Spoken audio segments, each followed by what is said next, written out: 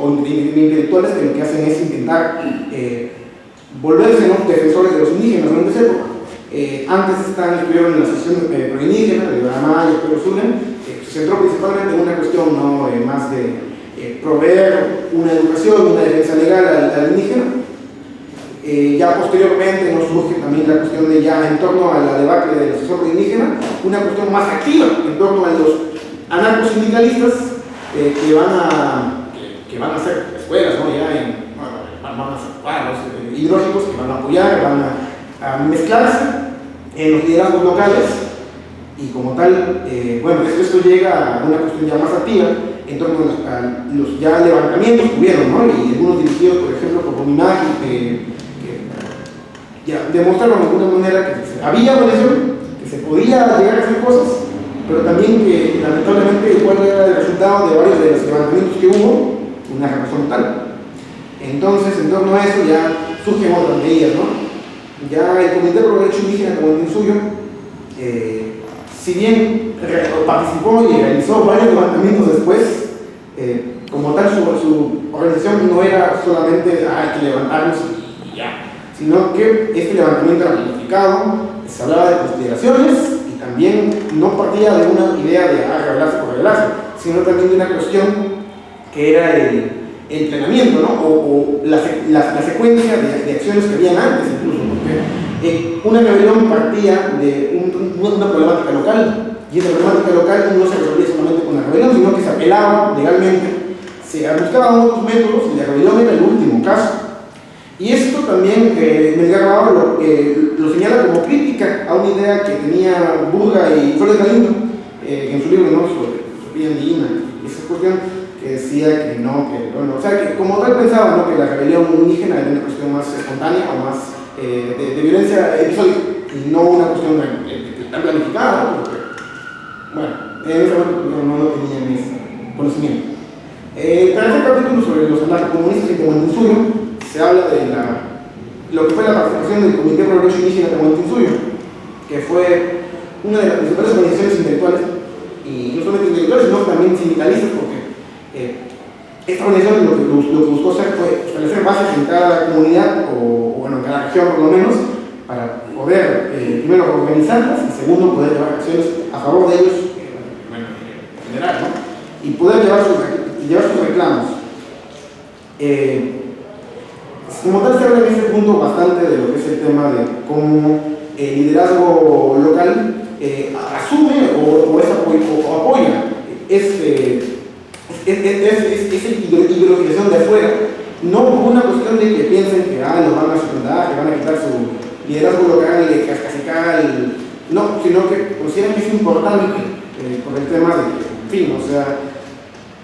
es para mejor. Y esa idea, ¿no?, de que es para mejor, es parte de la ideología del militarismo, porque parte importante de la ideología militarista es la teoría del traspaso de poder, de pensar que ya yo voy a cumplir mi objetivo, mi propósito temporal, y alguien más va a asumir, y ese alguien más que lo asuma, ojalá que sí lo cumpla, ¿no? Y bueno, los siguientes capítulos son una cuestión ya más de sindicalismo. El mutualismo popular en el Perú, por ejemplo, habla de, básicamente es una compilación de organizaciones en las que hay muchas interesantes, porque según el nombre de las organizaciones de migrantes o locales, hay cuestiones tan interesantes como lo que es la Junta Evolucionista, o otros nombres que le ponen como Junta Progresista. Entonces sí que dan a entender que estos grupos eran muy tenían ideologías que podemos considerar hoy en día quizás raras, ¿no?, para este medio rural, pero que no, sí eran importantes en ese entonces. Y realmente me alegra conocer eso. Y el siguiente punto sobre líderes indígenas, luego una cronología y una antología documental. Y bueno, ahora sí, enfocándose más en el tema de la cuestión del mineralismo, bueno, ¿qué es el mineralismo, no? Nos preguntamos. El mineralismo es, como tal, una suerte, más que una ideología, una forma de hacer la protesta. Y como tal, la ideología en este caso sería más el tema del cristianismo. Pero como tal, el mineralismo está más del lado de cómo se hacen las cuestiones. Es decir, de no, o sea, que quizás el mineralismo va de la idea, ¿no?, por parte de la idea cristiana, de que un día llegará, ¿no?, la segunda venida de Jesucristo y ya estaremos, se resolverá esa cosa. Pero secularizando, que la mayoría del liberalismo político es secular, es más la idea de que ya vendrá el momento en el que se acabarán nuestros problemas, o en el que nuestras reivindicaciones sean escuchadas, o en el momento en el que simplemente ya no seamos oprimidos. Esta idea milenaria, ¿no?, de pensar que va a pasar, no es solamente que pensar, sino también es actuar. Pero esa actuación está medida por esa idea, ¿no?, de que quizás no seamos nosotros los que lleguen a ver este momento. Y entonces, por acá parte una crítica importante a lo que es la idea de Quijano, ¿no?, de Damián Quijano, que es uno de los que cita también me había grabado en el libro, pero no es que haga una crítica directa, ¿no?, pero sí considera, ¿no?, que sus ideas sobre que el dinerismo no existió en el Perú es algo, o más que en el Perú, en toda Latinoamérica, dice Quijano, es algo que no es verdad, porque para él sí existe, sí hubo un milenarismo peruano, y como tal, la clasificación entre político o político en el caso latinoamericano también es un poco errada en torno a la periodificación que realiza Quijano, que es que a partir de 1900 o hasta 1930 no había movimiento político campesino, sino que a partir del 30, con el Partido Comunista, que ya los empieza a integrar, ahí ya se puede hablar de un movimiento campesino político, y antes no. Que el de antes del 30 era una cuestión de bandolerismo social, una cuestión de mecanismos racistas, que no tenían una cuestión tan ideológica o tan ocupada en el tema de las clases, y como tal de una revolución, sino una cuestión más de reivindicaciones locales, de peleas contra caciques, de peleas contra hacendados, por una cuestión más étnica, una cuestión más. Entonces, lo que critica Quijano es que, lo que critica sobre Quijano es que sí, antes de 1930 hubo un movimiento campesino politizado por el tema de la permeabilidad y entre las asociaciones urbanas sindicalistas y el movimiento campesino, porque recibían la ideología que partía de las ciudades, que los círculos intelectuales la recibían abiertamente, la abrazaban y la modificaban con sus ideas. Y eso es muy importante, porque no quiere decir que es un movimiento desorganizado, político, atávico, antiguo, que tiene sus propias formas de hacer las cosas, no, sino que responde a una lógica propia, que si bien tiene una idea de autopreservación, en el sentido de que, bueno, en momentos no llevan a cabo acciones, pero luego sí. Y eso es muy importante, ¿no? Porque, bueno, rompe con esta idea de solamente la política a través de partidos, que es lo que defendía Quijano en ese momento. Como tal, otra cuestión que habla Quijano, ¿no?, es el tema de que el milenarismo no se puede hablar de eso porque falta fuentes, y me grabado dice que no, dice que sí. De hecho, la cosa de la que habla Quijano es que sirve para entender que sí hay milenarismo. Quijano habla de una cuestión que es que en el Perú las formas políticas en el ámbito rural están muy unidas, o están como que muy entremezcladas, no se puede entender una sin la otra. Y habla de que el bandolerismo responde tanto a una cuestión agrarista como una cuestión racista, como una cuestión que influenciada por una ideología feudal y religiosa. Ahí está el milenarismo, porque el milenarismo del que habla Miguel Roa ya no es el milenarismo como tal medieval que hablaba Osborne, y del que criticaba Quijano que faltaban fuentes para poder entenderlo, sino que se habla de un milenarismo moderno que asume varias cuestiones anteriores y las lleva de la mano. Porque no podemos centrarnos solamente en una ideología milenarista andina, que sea, como las ideologías principales, ¿no?, que hubieron en época colonial, no es una cuestión de que, ya, perdimos contra los españoles y ya, lo que vamos a esperar es un Inca y no vamos a hacer nada más, sino que con el paso del tiempo ha sido afectada, ya no solamente la búsqueda de un Inca, de un Incari, ya no es una espera paciente de Pachacutic, no, sino que tiene acción, y ha sido tanto afectada por una cuestión de que es el tiempo bajo el coloniaje, que le agregó el factor religioso del cristianismo, la crítica social que realiza el cristianismo y apropiada por los indígenas, como también ya en esta época moderna, una cuestión que es la aceptación de las ideologías y políticas modernas dentro de la dinámica rural, como por ejemplo tanto del anarcosindicalismo o como del evolucionismo, del positivismo, legal o incluso del socialismo. Y eso es muy importante, considero, porque, bueno, es lo que demuestra que no es una cuestión prepolítica, sino política. Bueno, otra cuestión que considero también muy importante en ese sentido es, como tal, el tema de una utopía recuperable, que es lo que habla González Prada, sobre que eso también impacta mucho en cómo se desarrolla el texto y en cómo también se desarrolla estos movimientos, que hubo una moda intelectual entre los 30 a los 50, que es el pensar, o las ideas, ¿no?, de pensar que el incanato fue socialista. González Prada, de hecho, sí lo cita, no es lo que había sido, ¿no?, pero que Europa mira, o los socialistas europeos miran al incanato con buenos ojos y piensan que es una utopía recuperable, y esa utopía recuperable es una de las cuestiones que pueden llegar a ser, ¿no?, como tal, de parte, ¿no?, de la ideología del campesino que se revela, o del campesino que como tal, aunque no se revela, se organiza. Y habla sobre esto, me encargaba que en este militarismo moderno surge una idea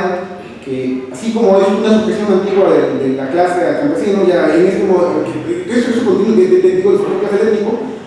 hay otra sujeción que es la de la idea del Inca a la idea del presidente. Y en torno a esto también surge, ¿no?, la cuestión de que varios de los dirigentes campesinos, por ejemplo, Eduardo Vista, que participó en el levantamiento de Huanchos, que sobrevivió a la masacre, luego se postuló por el Partido Comunista del Perú en el 30, y bueno, dentro de ese tema del Inca presidente, o de la sujeción del Inca, o del Inca, la idea del Inca a la República, vienen ideas que intentan fusionar ambos conceptos, ¿no?, que intentan decir que ya vendrá una república incaica, como decía Paulino Romero, una república tahuantinsuliana, como decía Carlos Condorena, o Eduardo Quispe, que decía que ya vendría la república quechuimara. Y también extrañamente aquí consideran Miguel Rao a una república democrático popular del Perú, por Gonzalo, que es de la época en la que ya se consideraba académicamente que habían sido un movimiento mesiánico milenarista, es muy luminoso, pero que bueno, ya hoy en día se están cuestionando más ese sistema. Otra cuestión más, y ya para ir finalizando, que considero bastante cercana a la cuestión actual, es cómo se desarrolla o cómo actúan estos movimientos campesinos milenaristas, o en general cómo funciona la ideología del milenarismo, ¿no?, que es la actuación del sujeto no es una acción de siempre estar políticamente activo. Como tal, iba a citar esa parte del texto que cita ¿no?, que es que los hombres que participan, o las hombres y mujeres que participan de los movimientos milenaristas, consideran que bueno, eran milenarios en el sentido que hemos dado aquí a la palabra, por cuanto no eran ellos mismos los que hacían la revolución. Los hombres y mujeres de Lebrija, que es un Villamartín o Rojos, que eran un caso que también citaba, ¿no?, que fueron ya en Andalucía, Jorge decía eso, abandonaban más la tarea para demostrar que estaban dispuestos para cuando llegase, y había de llegar ahora que ellos se mostraban dispuestos. La caída del capitalismo, que para acabar con el capitalismo libre. Esta cuestión de abandonar la tarea hasta el momento en el que tengan que hacerlo es una cuestión que es muy importante para el campesino, porque el campesino como tal está atado a la tierra, y con el mismo hecho de su trabajo no puede permitirse estar todo el momento o toda la vida en la actividad política, sino que tiene que también trabajar en su tierra, ¿no?, para ello es muy importante. En ese sentido, bueno, podemos ver esto